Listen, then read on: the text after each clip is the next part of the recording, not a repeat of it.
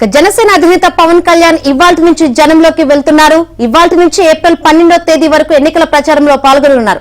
వరుసగా ర్యాలీలు, సభలు నిర్వహించేలా తన టూర్ షెడ్యూల్ రూపొందించుకున్నారు. 15 రోజుల పాటు జనంలోనే జనసేన అధిపతి ఉండేలా రూట్ మ్యాప్ ను కూడా ఖరారు చేశారు.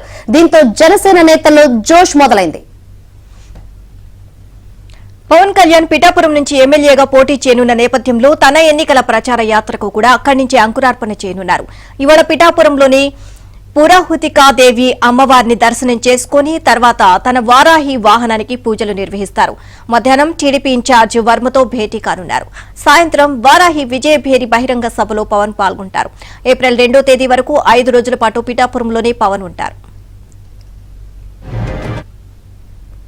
పిఠాపురం పూర్తి కాగానే జనసేన పీఏసీ చైర్మన్ నాదెండ్ల మనోహర్ పోటీ చేసే తెనాలిలో ఏప్రిల్ 3వ తేదీన పర్యటించి అక్కడ 3 పార్టీల నాయకులతో సమావేశమవుతారు. ఆ తర్వాత వరుసగా ఉత్తరాంధ్ర, తూర్పు గోదావరి జిల్లాలోని నియోజకవర్గాల్లో పవన్ పర్యటిస్తారు. 4న నెల్లిమర్ల, 5న అనకాపల్లి, 6న ఎలమంచిలి, 7న పెందుర్తి, 8న కాకినాడ రూరల్, 9న పిఠాపురంలో, 10న రాజోలు, 11న పి గన్నవరం, 12న రాజానగరంలో తొలి విడత పవన్ కళ్యాణ్ ఎన్నికల షెడ్యూల్ ముగుస్తోంది.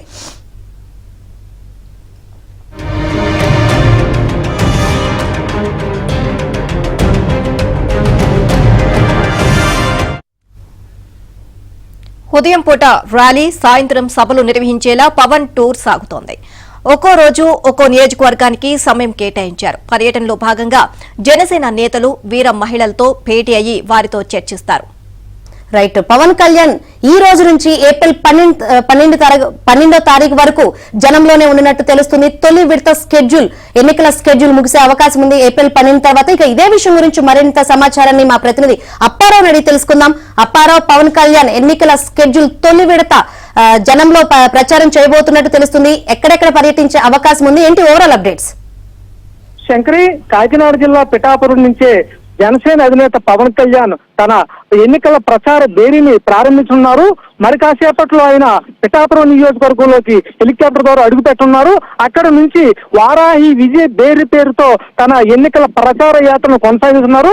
ప్రధానంగా ఈ 4 రోజుల పాటు తాను ఏదైతే పోటీ చేస్తున్న పిఠాపురం నియోజకవర్గంలో ఎన్నికల ప్రచారం నిర్వహించిన అనంతరం జనసేన పార్టీ ఏవైతే స్థానాల్లో పోటీ చేస్తుందో అటు ఉత్తరాంధ్రలో కానీ, ఇటు కోనసీమ జిల్లాలో కానీ, అటు పశ్చిమ గోదావరి జిల్లాలో కానీ దాదాపు 21 స్థానాల పాటు కవర్ చేసేలా తన ఎన్నికల ప్రచారాన్ని పవన్ కళ్యాణ్ ప్రత్యేకంగా వ్యూహాత్మకంగా రూపొందించుకోదని చెప్పాలి. అయితే తొలి రోజు ఈ రోజు హెలికాప్టర్ దిగిన తర్వాత పిఠాపురంలో పురోహితిక అమ్మవారిని దర్శించుకున్న తర్వాత వారాహి ప్రచార వాహనానికి పూజలు చేస్తారు.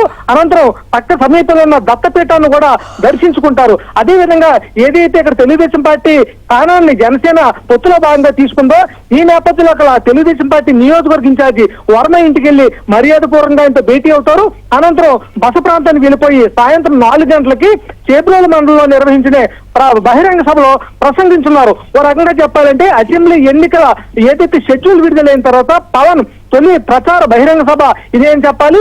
ఈ తర్వాత మరొక 3 రోజుల పాటు నియోజకవర్గంలోనే వివిధ వర్గాలతో అతను సమావేశం కానున్నాడు. ప్రధానంగా పిఠాపురం నియోజకవర్గం నుంచి పోటీ చేస్తున్న నేపథ్యంలో ఇక్కడ ప్రజల ఆకాంక్షలు కానీ, సమస్యలు కానీ, ప్రధానంగా సముద్రపు కోత నుంచి ఏ విధంగా రక్షించాలనే దాని మీద మేధావులతోనూ వివిధ సంఘాలతో చర్చించి పోటీ నామినేషన్ ముందే పిఠాపురాన్ని తాను ఏ విధంగా అభివృద్ధి చేయదలుచుకున్నది ఒక మేనిఫెస్టో కూడా పవన్ కళ్యాణ్ ప్రకటించే అవకాశం ఉంది. అదేవిధంగా ఏదైతే ముద్రగడ పద్మనాభంతో పాటు మరికొంతమంది కీలక నేతలు వైసీపీ పార్టీ పవన్ కళ్యాణ్ ఓడించే దిశగా నియోజకవర్గంలో ఎక్కడికక్కడ మోహరించింది. ఈ నేపథ్యంలో దానికి పోటీగా కూడా అదే కాపు సామాజిక వర్గం నుంచి తుమ్మలపల్లి రమేష్ అని ఒక గతంలో కాపు ఉద్యమ నేత ఉన్నాడు. ఈ రోజు పార్టీలో చేర్చుకోనున్నారు. ప్రధానంగా చూస్తుంటే జగ్గంపేట నియోజకవర్గంలో టికెట్ రాని నేపథ్యంలో అక్కడ పాటశెట్టి సూర్యచంద్ర నియోజకవర్గ ఇన్ఛార్జ్ పార్టీకి దూరమైన నేపథ్యంలో ఆయన స్థానంలో తీసుకొని నియోజకవర్గంలో పార్టీ కార్యక్రమాలు కూడా వేగవంతం చేసే అవకాశం ఉందని చెప్తున్నారు.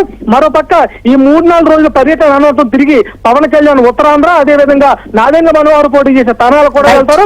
అదేవిధంగా కోనసీమ జిల్లాలో పి గన్నవరం, రాజోలు, రాజమండ్రి జిల్లాలో ప్రధానంగా రాజానగరం నియోజకవర్గంలో పవన్ కళ్యాణ్ ప్రచారం చేయనున్నారు. ఇవన్నిట్లో ఒక ఎత్తు అయితే రాబోయే ఎన్నికల్లో ఉమ్మడి తూర్పు గోదావరి జిల్లాలోని 19 అసెంబ్లీ స్థానాల్లో ఏ ఒక్క స్థానం కూడా వైసీపీ గెలుచుకోకుండా చూసే బాధ్యత నాదని పవన్ ఇప్పటికీ హెచ్చరించారు.